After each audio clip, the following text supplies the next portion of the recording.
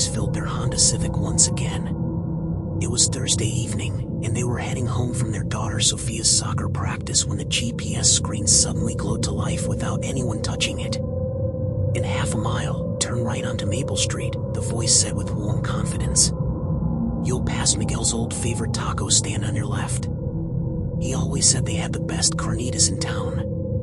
Maria's husband Carlos froze in the passenger seat. Their 8-year-old daughter Sophia looked up from her tablet in the back seat, confused by the sudden tension that filled the car like thick fog. "Mommy, why does the GPS sound like Uncle Miguel?" Sophia asked innocently. Maria's heart hammered against her ribs. Miguel had been Carlos's younger brother, killed in a car accident 5 years ago on a rainy Tuesday morning. The voice coming from their navigation system was unmistakably his, the same gentle tone, the same slight accent, even the same way he used to clear his throat before speaking. "It's just a coincidence, Mija," Carlos said quietly, but his voice shook. He reached over and jabbed at the GPS screen, trying to turn it off. Nothing happened. The voice continued, "Turn right here, and you'll see the house where Abuela Rosa used to live. Remember how she always kept those beautiful roses in her front yard? She would have loved to see Sophia play soccer today." Maria pulled over to the side of the road, her hands trembling. Abuela Rosa had been Carlos's grandmother, and she had passed away when Sophia was just 3 years old.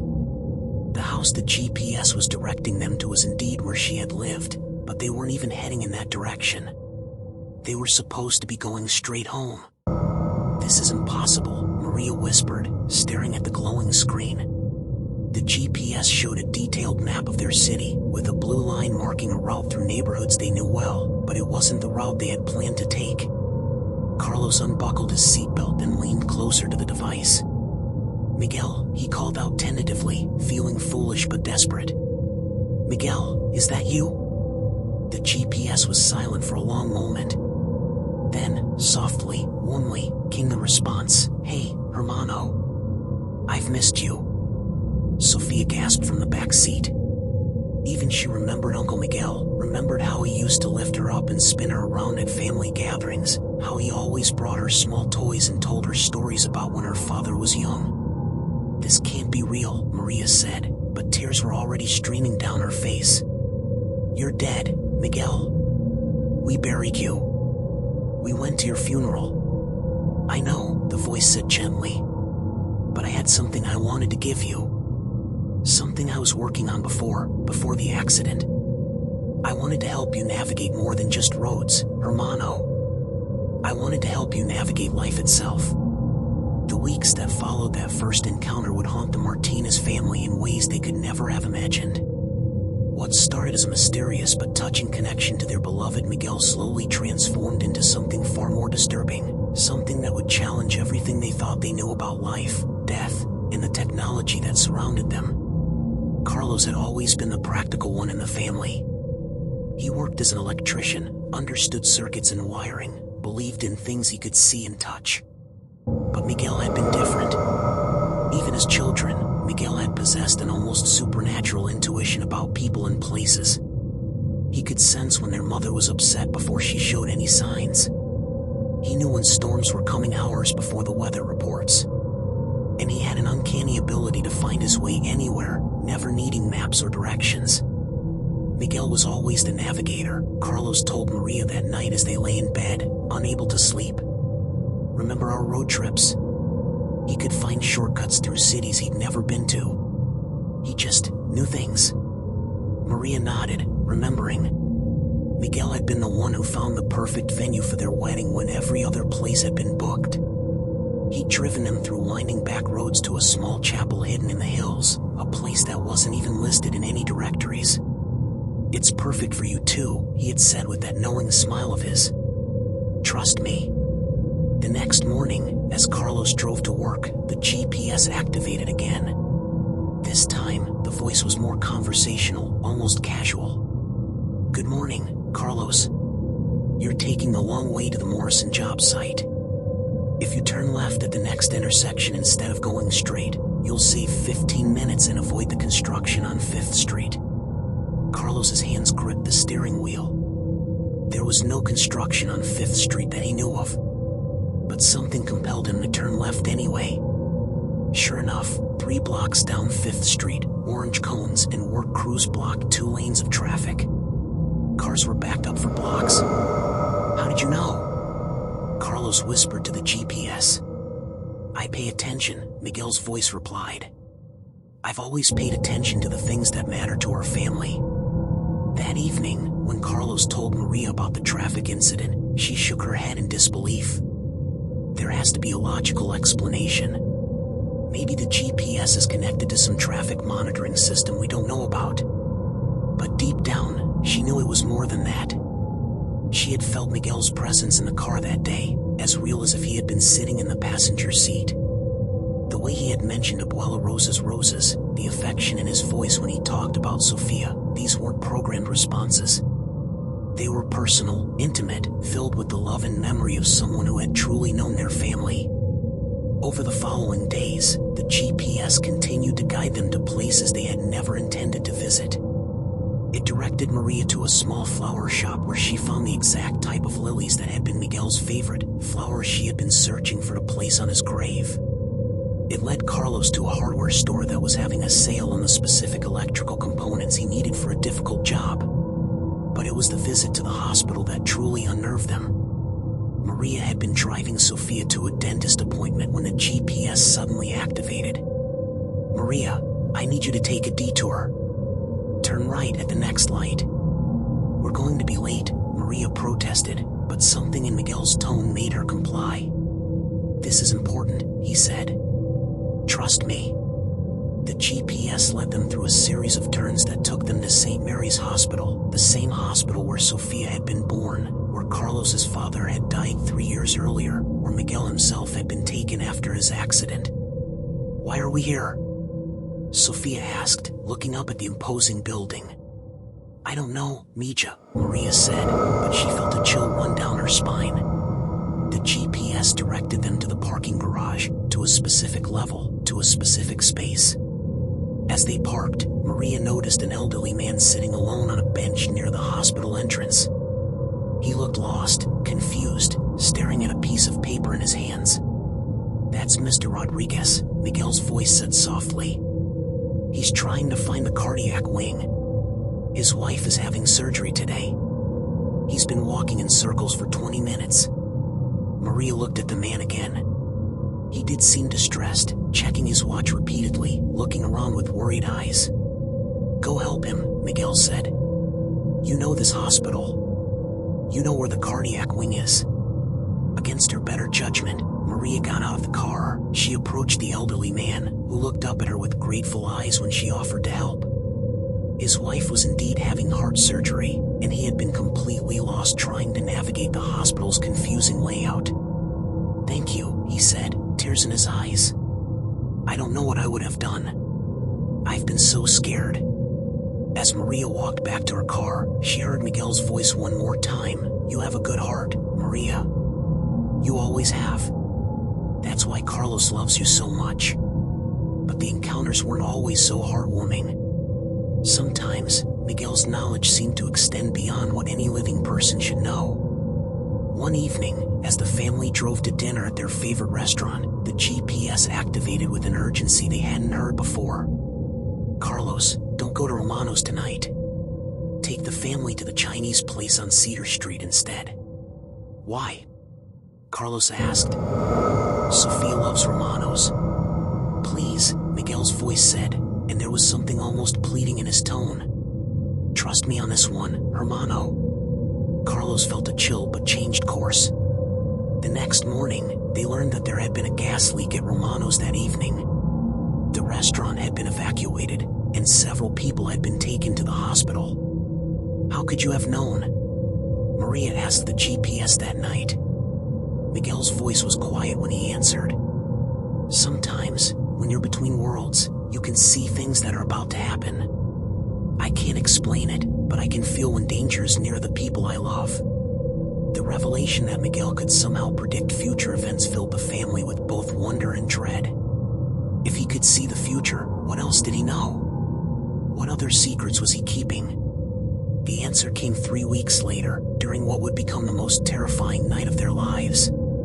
It was a Saturday evening, and the family was returning from a birthday party for one of Sophia's friends.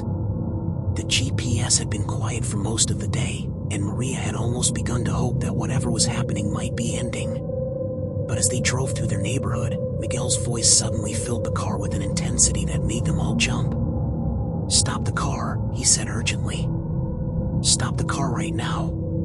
Carlos immediately pulled over, his heart racing. "What's wrong?" "There's something I need to tell you," Miguel said, and his voice was different now, strained, almost panicked. "Something I should have told you a long time ago." "What is it?" Maria asked, turning to look at the GPS screen. The display showed their current location, but the map seemed to be glitching, showing strange symbols and routes that didn't correspond to any real streets. "The night I died," Miguel began, his voice barely above a whisper. "It wasn't an accident." Carlos felt the blood drain from his face. "What do you mean?" "Someone ran me off the road. Someone who knew my route, who knew I would be driving home from work at exactly that time." The car fell silent except for the sound of Sophia's quiet breathing from the back seat. She had fallen asleep during the drive, unaware of the conversation taking place around her. "Who?" Carlos asked, his voice hoarse. "That's what I've been trying to figure out," Miguel said. "Being wherever I am now, it's not like in the movies. I don't have all the answers. But I can see things, feel things. And I know that whoever did this to me is still out there. Still dangerous." Maria felt tears streaming down her face. "Miguel, why didn't you tell us this before?" "Because I wasn't sure. And because I was afraid. Afraid of what it might mean for your family if I was right." The GPS screen suddenly flashed, and new information appeared. An address. A name. A photograph of a man they didn't recognize. "This is him," Miguel said. "This is the man who killed me. And Maria. Carlos, he's been watching your family." The photograph showed a middle-aged man with cold eyes and a cruel smile.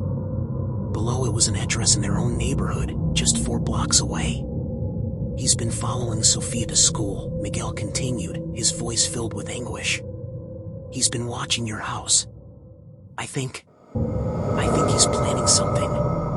Carlos felt rage building in his chest. "Why? Why would he want to hurt us?" "Because of what I knew," Miguel said. "Before I died, I had discovered something about the construction company I worked for. Something illegal. I was going to report it, but I never got the chance. He thought I might have told you, might have left evidence that could expose them." The pieces began falling into place. Miguel had worked for a large construction company, had been involved in several major projects around the city. In the weeks before his death, he had seemed troubled, distracted, but he had never told them why. "We have to call the police," Maria said, reaching for her phone. "No," Miguel said quickly. "Not yet. He has connections in the police department. That's how he found out about my plans to report the corruption. That's how he knew my route home that night." "Then what do we do?" Carlos asked desperately. "You have to get evidence," Miguel said. "Real evidence that will prove what he did to me and what he's planning to do to you. I can help you, but you have to be careful. You have to be smart." Over the next hour, Miguel guided them through the darkened streets of their city, showing them locations where evidence might be hidden, explaining the complex web of corruption and violence that had led to his death. He told them about hidden cameras, secret meetings, payoffs that had been made to ensure his silence.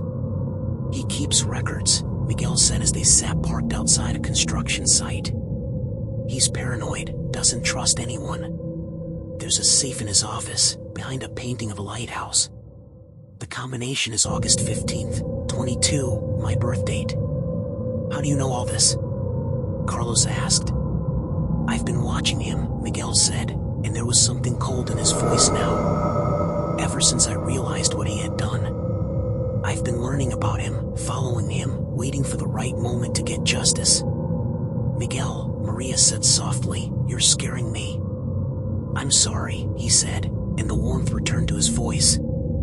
"I don't want to frighten you, but I need you to understand how dangerous this man is. He's killed before, and he'll kill again if he thinks it will protect him." As they drove home that night, Sophia still sleeping peacefully in the back seat, the family felt the weight of their new reality settling around them. Their beloved Miguel wasn't just visiting them from beyond, he was trapped, unable to find peace until justice was served. The next few days passed in a blur of careful planning and mounting fear. Miguel continued to guide them, providing information about their enemy's routines, his weaknesses, his plans. They learned that the man, whose name was Vincent Caldwell, had been systematically eliminating anyone who might expose his crimes. There have been 3 other accidents over the past 5 years, Miguel told them as they sat in their living room, the GPS device on the coffee table between them. A city inspector who was asking too many questions. An accountant who noticed irregularities in the company's books. A journalist who was investigating construction safety violations. "And now he thinks we know something," Carlos said. "He's going to make his move soon," Miguel confirmed. "I can feel it. The danger is getting closer." It was then that Miguel revealed the most chilling detail of all. "Carlos, remember that GPS system I was working on before I died? The one I said I was making as a surprise gift for the family?" "Yes," Carlos said, though he had almost forgotten about it in the chaos of recent events. "I lied," Miguel said quietly. "I wasn't making it as a gift. I was making it as insurance. I knew I was in danger, knew that Caldwell might try to silence me. So I recorded everything I knew about his crimes, all the evidence I had gathered, and I programmed it into that system." "So you've been trying to tell us this whole time," Maria realized. "Not just tell you," Miguel said. "I've been trying to lead you to the evidence. Every place I've directed you, every seemingly random destination, it's all been part of a plan to give you the tools you need to expose Caldwell and protect your family." "But Miguel," Carlos said, his voice breaking, "how are you even here? How is this possible?" Miguel was quiet for a long moment. When he spoke again, his voice was filled with sadness. "I don't know, hermano. I only know that I couldn't leave. Couldn't rest. Not while the man who killed me was still free, still threatening the people I love. And some of the things you've told us," Maria said, "things that happened after you died, how do you know about those?" "Time works differently where I am," Miguel said. "Past, present, future, they're all connected. I can see echoes of what was, what is, and what might be. That's how I knew about the construction on 5th Street, about the gas leak at Romano's, about the danger that's coming." The family spent the next week following Miguel's guidance, carefully gathering evidence of Caldwell's crimes. They photographed documents, recorded conversations, collected proof of the corruption that had cost Miguel his life. All the while, they felt the weight of being watched, the constant fear that Caldwell might discover what they were doing. The final confrontation came on a rainy Tuesday night, exactly 5 years after Miguel's death. The family was returning from a late dinner when the GPS activated with an urgency that made them all tense. "He's at your house," Miguel said, his voice tight with fear. "Caldwell is at your house right now. He's waiting for you." Carlos immediately pulled over, his hands shaking. "What do we do?" "Call Detective Morrison," Miguel said. "She's the only one in the police department who isn't on Caldwell's payroll. Tell her to meet you at the corner of Oak and Main in 10 minutes. Give her the evidence we've collected." "What about you?" Sophia asked. She had been awake for this final revelation, had heard everything about the man who had killed her uncle. "I'll be watching over you," Miguel said gently. "I'll always be watching over you." As they waited for Detective Morrison, Miguel's voice filled the car one last time. "I want you to know," he said, "that being able to help you, to protect you, to spend these last weeks with you, it's been the greatest gift I could have asked for. I love you all so much." "We love you too, Miguel," Maria said, tears streaming down her face. "Will we see you again?" Sophia asked. "Maybe," Miguel said, "but not like this. When I do see you again, it will be in a place where there's no pain, No fear, no danger. Only love. Detective Morrison arrived and immediately understood the gravity of the situation. The evidence the family had gathered was overwhelming, enough to not only convict Caldwell for Miguel's murder but to expose the entire network of corruption he had been part of. Caldwell was arrested that night, caught in the act of breaking into the Martinez family home. In his possession were weapons, documents proving his involvement in multiple murders, and detailed plans for eliminating the entire family. As the police car carrying Caldwell drove away, the GPS in the Martinez family car activated one final time. "Thank you," Miguel's voice said, filled with peace. "Thank you for giving me the chance to protect you. Thank you for helping me find justice. Thank you for protecting us," Carlos said. "Thank you for never giving up on us." The GPS screen flickered, and for just a moment, they could swear they saw Miguel's face smiling at them from the display. "Rest now, hermano," Carlos whispered. "Rest in peace." The screen went dark, and the car fell silent. From that day forward, the GPS never spoke to them again. It worked normally, providing standard directions without personality or warmth. But sometimes, when they were driving through the city, taking routes that Miguel had shown them, they would feel his presence, a gentle guidance, a protective warmth, a reminder that love transcends even death. Sophia grew up knowing that her Uncle Miguel had saved their family, had reached across the boundary between life and death to protect them from danger. She would often talk to the GPS, telling it about her day, her hopes, her dreams, knowing that somehow, somewhere, Miguel was listening. The truth about Miguel's recordings was never fully explained. Investigators found the GPS device he had been working on before his death, but it contained only basic navigation software.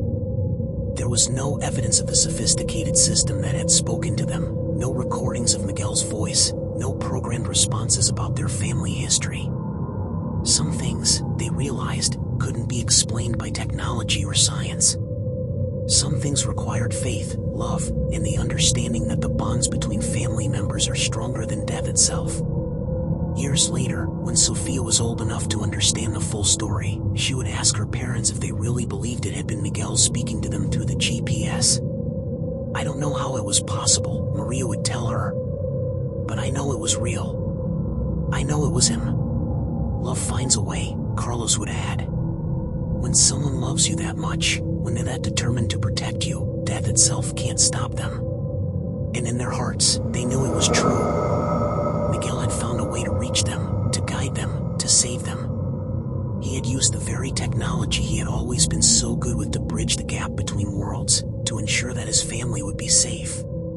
The GPS that had spoken in Miguel's voice became a symbol of their family's strength, their love for each other, and their faith in the power of bonds that transcend death. It reminded them that even in the darkest moments, when all seems lost, love can find a way to reach us, to guide us, to bring us home. And somewhere, in whatever realm Miguel now inhabited, he continued to watch over them, continued to love them, continued to be their guardian angel, their navigator not just through the streets of their city, but through the journey of life itself.